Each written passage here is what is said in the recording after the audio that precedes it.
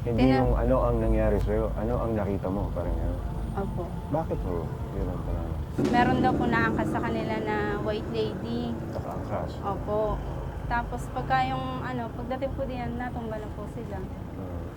Dahil kahit po daw anong laban nila sa Manabela, talaga pong gano'n. Wala magawa. Wala pong magawa. Hindi pa kayo natatakot na parang white lady dito sa lugar? Hindi naman po. Diyan po, meron po rin mga tauhan diyan na nagtatrabaho. Pag minsan na po nakikita nila doon, nagduduyan sa may mangga. Sa pag-usisa namin sa kwento ng sinasabing babaeng nakatrahe de boda, ang dapat sana'y masayang okasyon na uwi raw sa maligid na trahedya. Ayon sa mga residente sa lugar, noong dekada 80, isang kasalan daw ang nakatakdang maganap sa simbahan ng Lian. Pero pagtawid ng bridal car sa Bayudpud Bridge, Bale, nakasakay po siya sa bridal car, tapos po bumangga.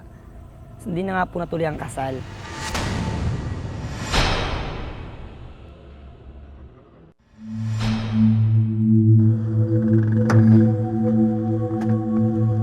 nakaligtas daw ang lalaki sa aksidente pero namatay ang kasintahan nito.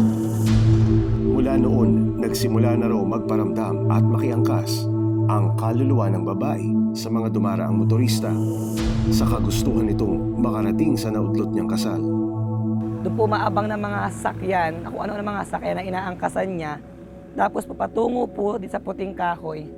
Doon po sa Puting Kahoy ngayon nangyayari ang mga aksidenteng. Sa lahat po ng aksidente dito, hindi po pwedeng walang dugo. Tapos pagtapos na lahat ng dugo, simula sa ulong hanggang sa paa, buhay naman po ang kinukuwang buo. Ayun po ang napag-aralan po namin sa mga pangyayaring nagaganap po dito sa aming lugar.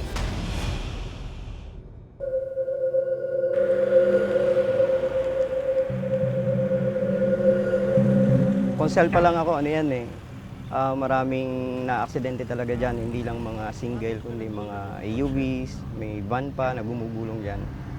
Usually nangyayari yan ng mga Friday, Saturday, Sunday. Kalimitan naman, mga nakainom, ganyan, yung na-aksidente. May mga records po kayo ng aksidente? Nailalag nyo ba yan?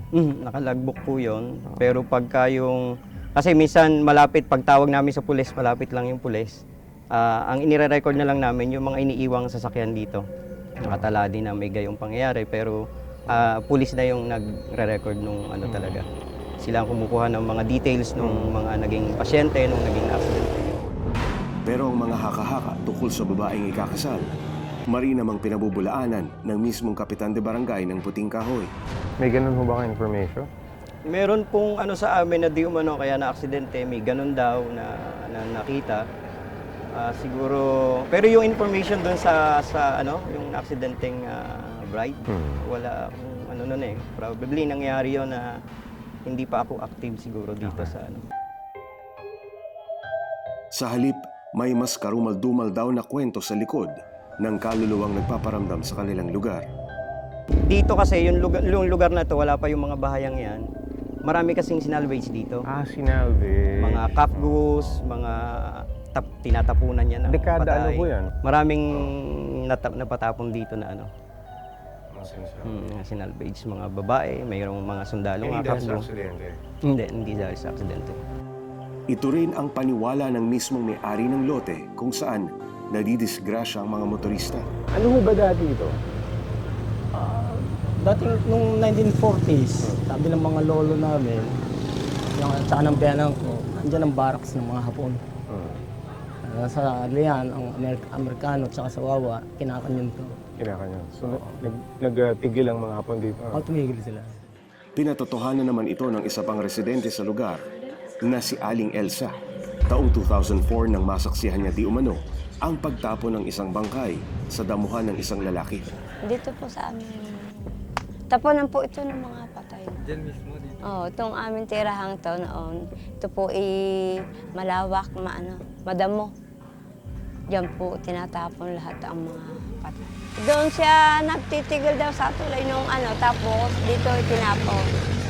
Pinatay siya kasi nakabalot siya sa plastic Nakabalot sa plastic na itim. Ang babaeng nakatrahe de boda, hindi lang din daw pala sa mga motorista nagpaparamdam. Dahil 2 linggo lang ang nakararaan nagkaroon ng kakilakilabot na karanasan ng 21 anyos na anak ni Aling Elisa na si Lizelle. Anong oras na? Mga alas 9 po ng gabi. Oh, tapos? Tapos po parang may nakita akong palapit sa akin pasugod.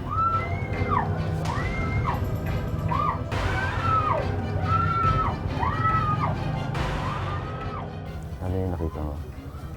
Ano po, babae pong oka po yung mukha, tapos may dugoan po yung mukha. Babaeng dugo na mukha. Ano, nakaputi siya o nakaitim? Nakapangkasal po. Ano ginawa mo nung nakita mo? Nagsisigaw lang po ako, nahingi ng tulong.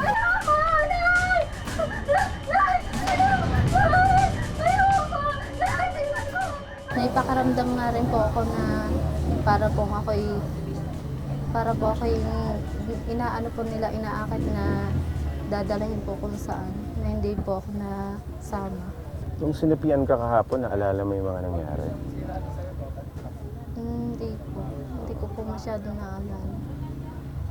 Kasi po lambot na po ako nun.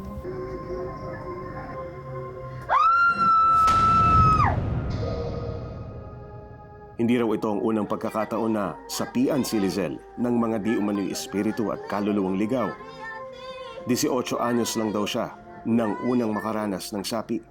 Mas malimit daw siyang saniban tuwing papalapit na ang 2 ng Nobyembre na bukod sa araw ng mga kaluluwa, nagkataon ding araw ng kapanganakan niya. Ano yun, sinasapian ka o may nararamdaman ka lang? Minsan po, pagka po anong ko nang sasapi sa akin, naramdam ko, lambot na lambot yung katawan ko, na takot po. Naipatingin na raw nila sa albularyo ang anak pero hindi pa raw sila nagpapasuri sa doktor. Pinapagamot sa sa albularyo. Yun, pagka binigyan siya ng pangkontra para wag siya malapitan. Ano nga ba ang katotohanan sa likod ng mga haka-hakang tila nagsasanga-sanga na?